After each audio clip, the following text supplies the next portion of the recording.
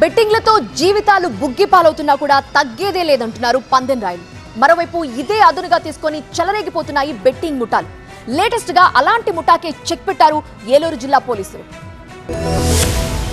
Cricket betting నిర్వహిస్తున్న బుకీలను ఏలూరు జిల్లా జంగారెడ్డిగూడెం పోలీసులు చాకచక్యంగా పట్టుకున్నారు. 6 వ్యక్తుల్ని అరెస్ట్ చేసి రిమాండ్ కు తరలించారు. ఈ నెల 17న జంగారెడ్డిగూడెం రాజుల కాలనీలో ఓ ఇంట్లో క్రికెట్ బెట్టింగ్ నిర్వహిస్తున్నారనే సమాచారంతో పోలీసులు రైడ్ చేశారు. మరో వ్యక్తిని అదుపులోకి తీసుకుని విచారించగా అందుకు సంబంధించిన ప్రధాన నిందితులు హైదరాబాద్ కేపీహెచ్పీ కాలనీలో ఉన్నారని తెలుసుకున్నారు. దీంతో ఒక టీమ్ గా ఏర్పడి హైదరాబాద్ చేరుకుని 5గురిని అరెస్ట్ చేశారు. వీళ్ళంతా క్రికెట్ మెయిన్ బుకీ, సబ్ బుకీలుగా వ్యవహరిస్తున్నారు. క్రికెట్ బెట్టింగ్ యాప్స్ నిర్వహిస్తూ సిండికేట్ గా మారి పంటర్స్ ను ఆకర్షిస్తున్నట్టుగా పోలీసులు చెప్తున్నారు. అది ఐడెంటిఫై చేసి అక్కడ రైడ్ చేసి అక్కడ ఉన్న 5 people with all the associated articles, ఈ SIM box, associated mobile phones, laptops, అలాంటి ఆర్టికల్స్ అక్కడ నుంచి సీజ్ చేయడం జరిగింది.